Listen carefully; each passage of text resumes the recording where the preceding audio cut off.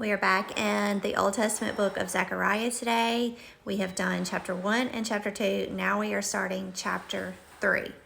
And it's some good stuff in chapter 3. We're finally getting into Zechariah's prophecies of Jesus, of the coming Messiah. And I have actually loved diving into this. Chapter 3 is only, 10 verses. But it's some good stuff in those 10 verses. So I'm going to try to get through all 10 verses in this one video. So like I said, this is Zechariah chapter 3. And we're reading about Joshua again. We studied him in the book of Haggai. If you did not follow along with that Bible study, it is definitely here on the page. You can go back, because this is the same set of people that God is pretty much talking to, the same people from exile. Joshua is the religious leader, of Judah, who returned with the exiles. He represented the people here. He represented the people before God. Like he was their, go-between or whatever. So Joshua worked with Zerubbabel from Haggai to lead the rebuilding of the temple. And so here in chapter 3, we're seeing where Zechariah is seeing this vision of Joshua standing before the angel of the Lord and Satan at his right side, And we read that the Lord said to Satan, "The Lord rebuke you, Satan." And I thought it was necessary to clarify exactly what rebuke means. And it's to reprimand, strongly warn.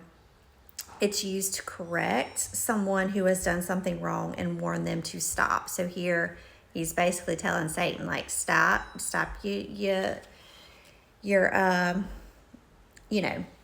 name calling or your accusing.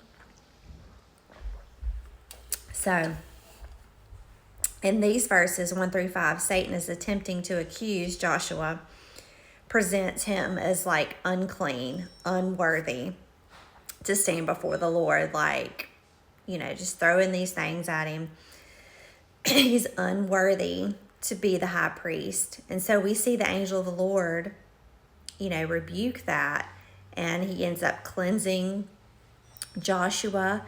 He removes his dirty clothes, and he restores Joshua to his priestly duties. And reading that and researching that, I was like, that is the enemy. One of the enemy's number one tactics to us is to make us appear unfit, unclean, unworthy of God's calling in our life, right? He loves to do that. And so we can say, I rebuke that, Satan.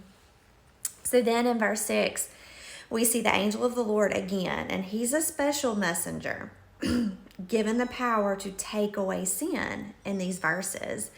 And so reading about this particular chapter, some believe that this angel of the Lord is actually the pre-incarnate Jesus Christ. That was pretty big. I thought, wow. And when you go back and you read it with that mindset, you can see that him rebuking Satan and him cleansing Joshua of his uncleanness, his sins, and restoring him to what God has called him to do. Then verse 7, he now gives some pretty obvious instructions here. He calls them to walk in obedience to God and keep his requirements. He's telling this to Joshua. Walk in obedience and keep the requirements that I've asked of you. And then God is also promising that he's going to, if you do these things, that he's going to allow Joshua standing in his house, keep him at his ranking at this high priest thing. And he's also going to save his place among the heavenly attendants that are there giving Zechariah this vision. So I thought that was pretty cool. And then in verse 8, it goes on to list Joshua and then those who are under him. So those learning from Joshua as the high priest then, often the high priest had like the people that were studied under them, that were learning from Joshua that he was teaching. So it's kind of like priest in training. And he tells them that they are symbolic of things to come. And that he's going to send his servant, the branch. And this right here, from what I read and studied, he's referring to the coming Messiah. He's referring to Jesus. The Lord will raise up for David a righteous branch, the Christ who will remove sin. The stone represents the cornerstone, right? Jesus is our cornerstone. If you go in and read the rest of those verses, and when it talks about, see the stone I have set in front of Joshua, and it goes on to talk about the 7 eyes on that stone. And we know that the number 7 represents perfection and completeness in the Bible.